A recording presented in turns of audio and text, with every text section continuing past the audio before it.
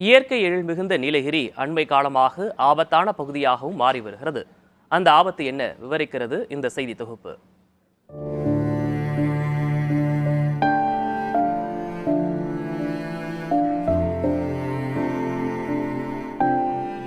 நீலகிரி மாவட்டம் தமிழகத்தில் இயற்கை பேரிடர்களை அதிகம் சந்திக்கும் மாவட்டங்களில் ஒன்றாக உள்ளது. ஆனால் தாழ்வாக செல்லும் மின்கம்பிகளால் மனிதர்கள் முதல் யானைகள் வரை உயிரிழப்புகளை அதிகம் சந்திக்கும் மாவட்டமாகவும் அது தற்போது மாறியுள்ளது. கடந்த சில வாரங்களில் மட்டும் இவ்வாறு மின்சாரம் தாக்கி மின் ஊழியர், பேருந்து ஓட்டுநர், யானைகள் என மரணங்கள் ஏற்பட்டுள்ளன. மழை காலங்களில் மரங்கள் விழுவதால் மின்கம்பிகள் தாழ்வாக செல்கின்றன. இது ஆபத்தாக மாறிவிடுகிறது. ஆபத்தான பகுதிகளில் உள்ள மரங்களை அகற்றுவதால் இப்பிரச்சனைகளுக்கு முற்றுப்புள்ளி வைக்கலாம். இதற்கான அனுமதியை நீதிமன்றமே தந்துள்ளது. ஆனால் மின்துறையில் போதிய பணியாளர்கள் இல்லாததால் இதை செய்ய இயலாத நிலை உள்ளதாக கூறப்படுகிறது. எனவே இயற்கை சவால்கள் மிகுந்த மாவட்டத்தில் கூடுதல் பணியாளர்களை நியமிக்க வேண்டும் என மின்துறைக்கு கோரிக்கை வைக்கப்படுகிறது.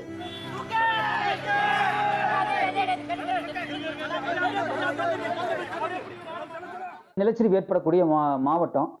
இங்கே நம்முடைய மின்சார வாரியத்தில் பணியாளர்கள் ரொம்ப குறைவாக இருக்கிறாங்க. அதுலேயும் குறிப்பாக அந்தந்த ஊர்களில் ஒரு சில இந்த எலக்ட்ரானிக்கல் படித்த பசங்களை அவங்களுக்கு ஏதோ ஒரு சொற்ப தொகையை கொடுத்து சின்ன சின்ன அல்லது பெரிய கோளாறுகளெல்லாம் சரி செய்யக்கூடிய வேலைகளை அந்த பகுதி இளைஞர்கிட்ட கொடுக்கறது ரொம்ப கவலைக்குரிய விஷயம். அவங்களுக்கு டெக்னிக்கல் நாலேஜில் அனுபவம் இல்லைன்னு சொல்கிறத விட அனுபவம் இருக்கும், ஆனால் கமிட்மெண்ட் இருக்காது, அவங்களுக்கு லயபிலிட்டி இருக்காது. அவங்க பண்ணுற வேலையை எவ்வளோ சின்சியராக செய்வாங்கன்றதெல்லாம் நம்ம சொல்ல முடியாது. அதனால் மலைப்பகுதிகளில் மின்சார வாரியத்தில் அதிகமான பணியாளர்களை எடுக்கணும். நிறைய இளைஞர்கள் இன்னைக்கு படித்து EEE போன்ற படிப்புகள்லாம் படிச்சுட்டு இருக்கிறாங்க. அவங்கள பணிக்கு எடுக்கணுன்றது ஒரு பொதுமக்கள் கோரிக்கையாக நாங்கள் தமிழக அரசுக்கு வைக்கிறோம்.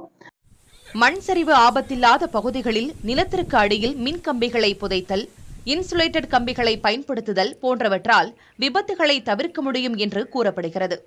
மறுபுறம் சாயும் வாய்ப்புள்ள மரங்களை வெட்டாமல் வனப்பகுதிக்குள் உள்ள நல்ல மரங்களை வெட்டி கடத்தும் போக்கு இருப்பதாக குற்றச்சாட்டு உள்ளது.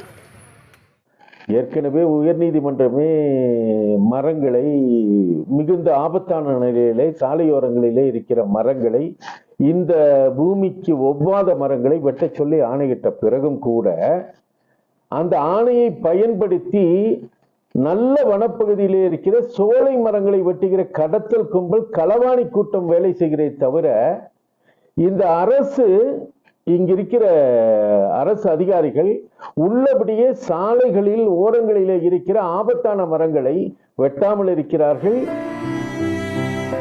உயிர்கள் விலை மதிப்பற்றவை.